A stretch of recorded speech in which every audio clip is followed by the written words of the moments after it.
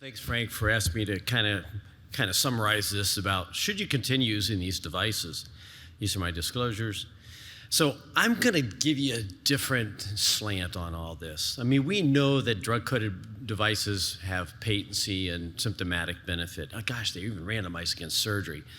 So should you continue to use these devices? Well, it's a risk-benefit for the patient, for the physician, for the healthcare institution, for the payer, and for the FDA. But we do know that the risk of not using these is certainly more procedures, more exposure to radiation, more contrast.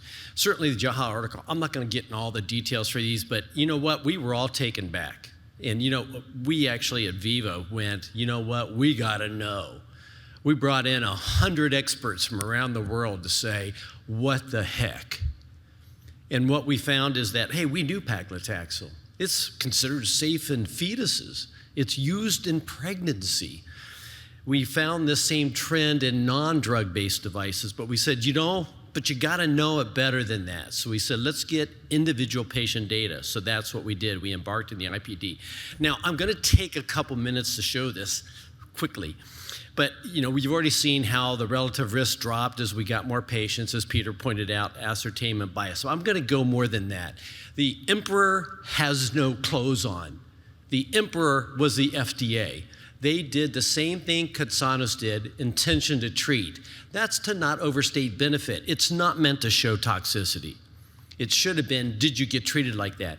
And I helped design the Zilver PTX trial, and it's my and Mike Daig's fault, because we did a double randomization at the time of that procedure. So you could get a double randomization. If you didn't have an optimal angioplasty result, you got randomized again, and you could still get drug.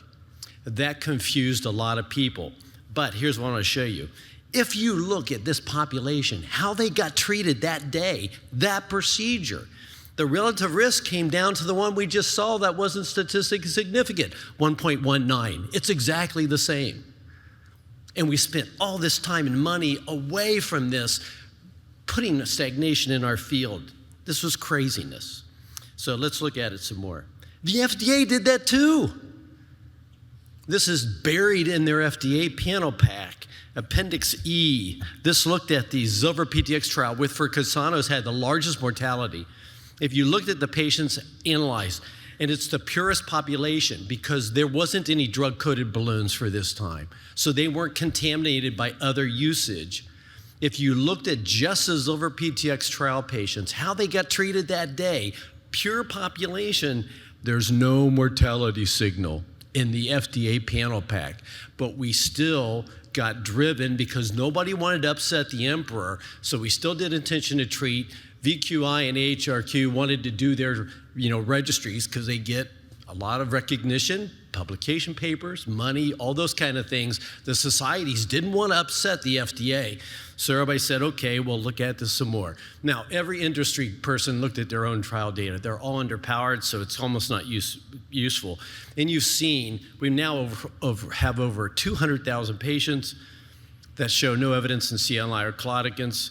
Eric did a great job. We still see craziness. My favorite magazine that I read when I go to the bathroom is JVS. Why? It's this kind of crap that gets published. Single center, retrospective, non-blinded. And in the conclusion, they allowed to be published a twofold increase in the risk of death for C and D associated with long treatment. Well, let's look at that. Test C and D, 46 in 23 patients. How did this get published other than it's a great magazine? It's just not a journal anymore. We've seen new larger data sets that Peter just showed, no evidence. So if you say, hey, we tried to prove or disprove Katsanos by getting lots of data, looking at the data the appropriate way, getting the patients back in, what's the conclusion? Well, there's two different ones. If you look at the FDA, these newer analysis are comforting, but we need more follow-up. Yeah, 3 or 4 years. What do you think those things are going to do at 3 or 4 years? Totally separate? Craziness.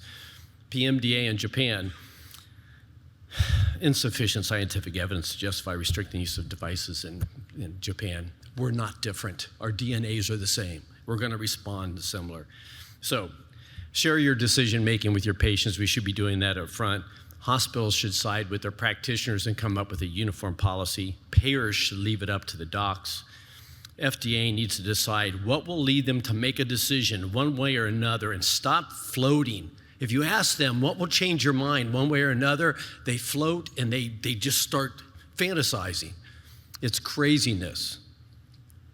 We have to move forward the field. Thank you.